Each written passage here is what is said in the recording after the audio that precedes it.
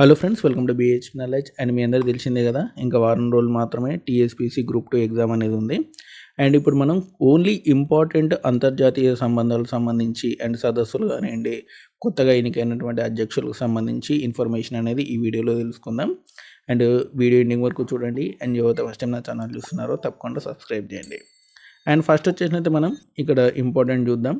And ఇటీవల Vietnam దేశాలకు భారత్ కానుకగా ఇచ్చిన క్షిపణి నౌక పేరు ఏమిటి? గుర్తుపెట్టుకోండి, కృపాన్ అనే క్షిపణి నౌక వియత్నాంకు భారత్ కానుకగా ఇవ్వడం అనేది జరిగిందనమాట. ఓకే, ఆగస్టు 1న వియత్నాం ప్రధాని భారత్లో సందర్శించారు. ఓకేనా, ఇంటర్నేషనల్ రిలేషన్స్లో ఇది మీకు చాలా ఇంపార్టెంట్, గుర్తుపెట్టుకోండి.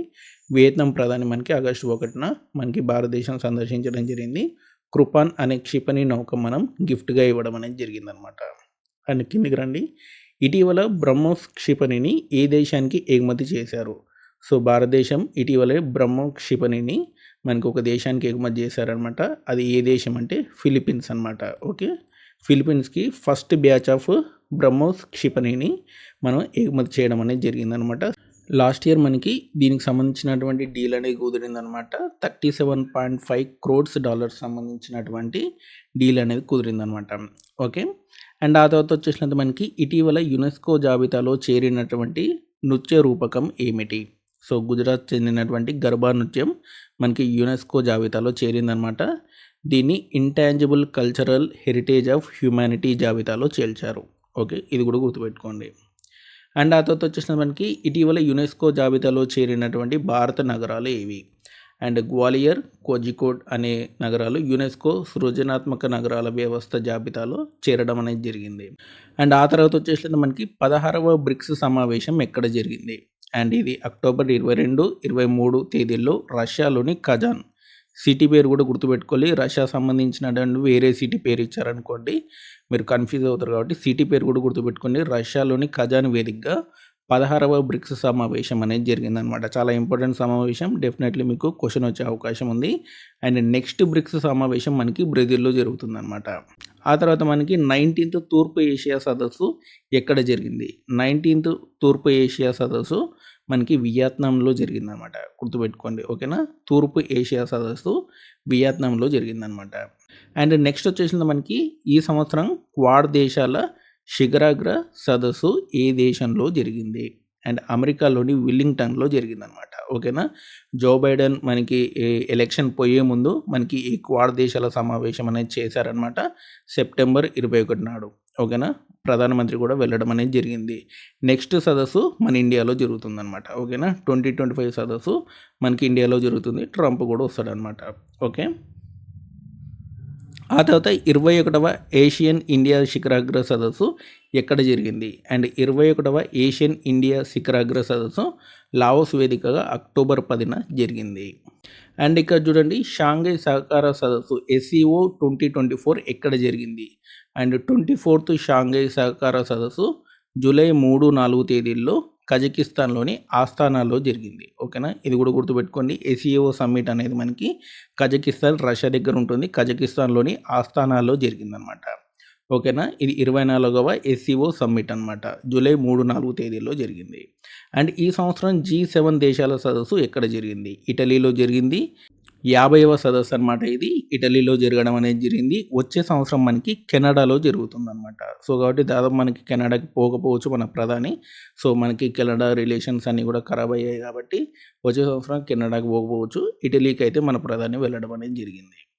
అండ్ ఆ తర్వాత నాటో ప్రస్తుత సెక్రటరీ జనరల్ ఎవరు? ఇది కూడా చాలా ఇంపార్టెంట్, ఎందుకంటే మనకి యుక్రెయిన్ యుద్ధం ఉన్నంత వరకు కూడా నాటో సెక్రటరీ ఎవరు అనేది మీరు ఖచ్చితంగా గుర్తుపెట్టుకోవాలి.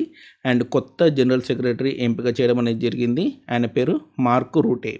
ఇది జూన్ 24న మనకి కొత్త జనరల్ అనేది వచ్చారనమాట. నాటో అనేది ఎప్పుడు స్థాపించారంటే 1949 గుర్తుపెట్టుకోండి, ఎందుకంటే నాటో సంబంధించి కూడా క్వశ్చన్ వచ్చే అవకాశం ఉంది. 75 సంవత్సరాలు పూర్తి చేసుకుంది నాటో అనేది, కాబట్టి దీనికి సంబంధించి క్వశ్చన్ అనేది కంపల్సరీ ఇస్తారు. కాబట్టి ఇవన్నీ కూడా గుర్తుపెట్టుకోండి. నాటో కొత్త జనరల్ సెక్రటరీ ఎవరు? మార్క్ రూటే. అండ్ 1949లో నాటో అనేది స్థాపించబడింది. దీని యొక్క ముఖ్య కార్యాలయం బెల్జియంలోని బ్రసెల్స్లో ఉందన్నమాట. ఇవన్నీ కూడా గుర్తుపెట్టుకోండి. ఇటీవలే 75 years అనేది కంప్లీట్ చేసుకుంది నాటో. దీని నుంచి కూడా మనకి క్వశ్చన్ వచ్చే అవకాశం ఉంది. అండ్ 12 వచ్చేసినది మనకి FAO నివేదిక ప్రకారం, అంటే ఫుడ్ అండ్ అగ్రికల్చర్ ఆర్గనైజేషన్ నివేదిక ప్రకారం అటవీ విస్తీర్ణం పెంపుదలలో భారతదేశం ఎన్నో స్థానంలో ఉంది. ఇది అటవీ విస్తీర్ణం అని వచ్చింది, అటవీ విస్తీర్ణం పెంపుదలలో. ఓకేనా, గుర్తుపెట్టుకోండి, అటవీ విస్తీర్ణం పెంపుదలలో భారతదేశం ఎన్నో స్థానంలో ఉంది. ఇది ఫుడ్ అండ్ అగ్రికల్చర్ ఆర్గనైజేషన్ నివేదిక ప్రకారం అటవీ విస్తీర్ణం పెంపుదలలో భారతదేశం 3వ స్థానంలో ఉందన్నమాట. ఓకే, మన అడవి శాతం అనేది పెరిగిందనమాట. దేశవ్యాప్తంగా అడవి శాతం అనేది పెరిగింది. అందులో మనం 3వ స్థానంలో ఉన్నాం. పెంపుదలలో మనం 3వ స్థానంలో ఉన్నాం. మొదటి స్థానంలో చైనా, రెండో స్థానంలో ఆస్ట్రేలియా ఉందన్నమాట. ఈ దేశాల్లో కూడా మనకి అటవీ విస్తీర్ణం అనేది పెరిగింది. దేశవ్యాప్తంగా అటవీ శాతం అనేది కాదు, అటవీ విస్తీర్ణం ఉన్నదానికి ఎంత పెంచారు అనే దానిలో మనకి ఈ స్థానం అనేది వచ్చిందన్నమాట. 3వ స్థానం అనేది వచ్చింది. అండ్ 13th వన్ వచ్చేసినంత మనకి గ్లోబల్ స్టార్టప్ ఎకోసిస్టమ్ నివేదిక 2024లో స్థానం సంపాదించిన భారత్ నగరాలు ఏవి? అవి ఏంటి అంటే బెంగళూరు 6వ స్థానంలో ఉందన్నమాట. అండ్ ఢిల్లీ 7వ స్థానంలో ఉందన్నమాట. ముంబై 10వ స్థానంలో ఉందన్నమాట. పూణే 24వ స్థానంలో ఉంది. ప్రపంచంలోనే అత్యంత అనుకూలమైన ప్రదేశం సింగపూర్ అనమాట. ఓకేనా. అండ్ ఆ తర్వాత గ్లోబల్ ఇన్నోవేషన్ ఇండెక్స్ 2023 ప్రకారం భారత్ స్థానం ఎంత? భారత్ స్థానం 40వ స్థానం అనమాట. ఓకేనా, మొదటి స్థానంలో స్వీడన్ అనేది ఉందన్నమాట. అండ్ ఆ తర్వాత శ్రీలంక నూతన అధ్యక్షులు ఎవరు? రీసెంట్గానే మనకి శ్రీలంక ఎలక్షన్స్ అనేవి జరిగాయి అనమాట. శ్రీలంక నూతన అధ్యక్షుడుగా అనూర కుమార దిశనాయకే ఈయన సెలెక్ట్ అయ్యారనమాట. కమ్యూనిస్ట్ పార్టీ సంబంధించి ఈయన కొంత యాంటీ ఇండియా కూడా. ఓకేనా. And but neutral relations maintain చేస్తానని చెప్పాడు. బట్ చూడాలి ఏం జరుగుతుంది అనేది. బట్ శ్రీలంక నూతన అధ్యక్షుడు కుమార దిశనాయకే. ఓకేనా, కుమార దిశనాయకే. సో ఈయన కమ్యూనిస్ట్, గుర్తుపెట్టుకోండి, కమ్యూనిస్ట్ పార్టీ నుంచి సెలెక్ట్ అవ్వడం జరిగింది. 23rd సెప్టెంబర్ 2024లో ఇతన్ని అధ్యక్షుడిగా శ్రీలంక ప్రజలు ఎన్నుకున్నారనమాట. అండ్ ఇక్కడ చూడండి, జపాన్ నూతన అధ్యక్షుడు పేరు ఏమిటి? అండ్ కొత్తగా మనకి అధ్యక్షుడిని ఎన్నుకోవడం అనేది జరిగిందనమాట జపాన్లో. అతని పేరు ఏంటంటే షిగేరు ఇషిబా అనమాట. ఓకేనా, రీసెంట్గానే ఎలక్షన్స్ జరిగాయి. అండ్ షిగేరు ఇషిబా మనకి ఎలెక్ట్ అవ్వడం అనేది జరిగిందనమాట. ఓకేనా. అండ్ అక్టోబర్ 1న పదవీ బాధ్యతలు స్వీకరించడం అనేది జరిగింది. అండ్ ఆ తర్వాత బ్రిటన్ ప్రస్తుత ప్రైమ్ మినిస్టర్ ఎవరు? అండ్ బ్రిటన్ ప్రధానమంత్రి ఎవరు అంటే రిషి సునక్ అని రాయొద్దు. ఇక చూడండి, ఆయన ఓడిపోవడం జరిగింది రీసెంట్గా జరిగిన ఎలక్షన్లో. అండ్ బ్రిటన్ ప్రధానిగా కీర్ స్మార్టర్ ఎన్నికవ్వడం అనేది జరిగిందనమాట. రీసెంట్గానే జరిగినటువంటి ఎలక్షన్లో రిషి సునక్ ఓడిపోవడం అనేది జరిగింది. 100కు పైగా వచ్చాయి వాళ్ళకి సీట్లు. అండ్ ఈ లేబర్ పార్టీ అనమాట, లేబర్ పార్టీ విన్ అయింది. లేబర్ పార్టీకి సంబంధించినటువంటి కీర్ స్మార్టర్ ఎన్నికవ్వడం అనేది జరిగిందనమాట బ్రిటిష్ ప్రస్తుత ప్రైమ్ మినిస్టర్గా.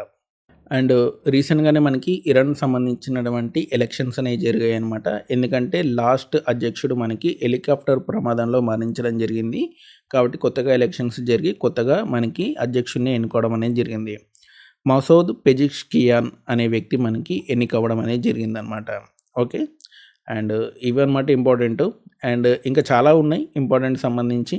నెక్స్ట్ వీడియోలో జాతీయ అంశాలకు సంబంధించి తెలుసుకుందాం. ఇది కూడా కరెంట్ అఫైర్స్ కిందకే వస్తుందన్నమాట. అండ్ అంతర్జాతీయ సంబంధించినటువంటి ఓన్లీ ఇంపార్టెంట్ మాత్రమే చెప్పాను. అండ్ ఇంకా చాలా ఉంటాయి. ఇంకేమైనా ఉంటే మనకి మీకు మన కమ్యూనిటీ పోస్ట్లో మీకు క్వశ్చన్స్ అనేవి ఇస్తూ ఉంటాను. అందులో మీరు ఆన్సర్ అనేది చేయండి. ఓకేనా. సో మీకు ఈ వీడియో నచ్చితే లైక్ చేయండి, షేర్ చేయండి, మన ఛానల్ తప్పకుండా సబ్స్క్రైబ్ చేయండి. Thanks for watching.